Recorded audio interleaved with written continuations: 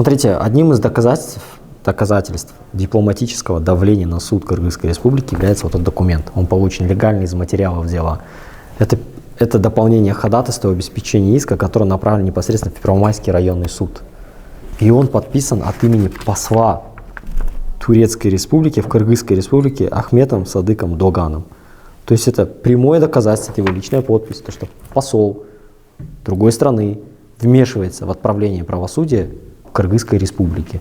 И здесь посол просит истребовать из банков Кыргызской Республики сведения о наличии денег в кыргызской компании, передать эти деньги, наложить арест, передать эти деньги суду и запретить ОСО РУЖЛДС, гражданам Кыргызской Республики использование недвижимого имущества.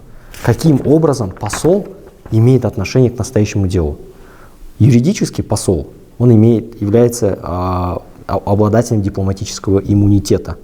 Он не имеет права вмешиваться никаким образом в судебные процессы в стране пребывания.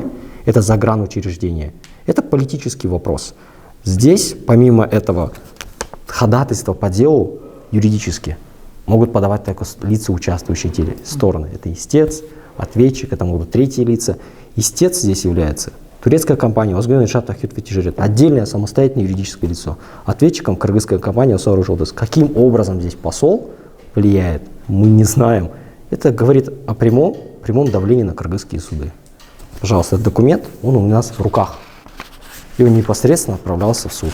Здесь, конечно, в самом этом документе указывается то, что сам посол здесь отмечает, то, что на него совершается покушение, то, что ФЕТО, так называемое, это является террористической организацией, необходимо привлечь ОСО РУЖЛДС к ответственности за финансирование террористической деятельности. Это откровенный, прошу выражения, ересь. Почему? Потому что ФЕТО, кроме самой Турции и, насколько я знаю, Пакистана, террористической не признана. То есть в Кыргызской Республике эта организация террористической никаким образом не признана. Только в Турции и, возможно, в Пакистане. То есть указывать Кыргызскому суду, какая организация является террористической, какой нет, на кого накладывать арест от имени посла, это нонсенс.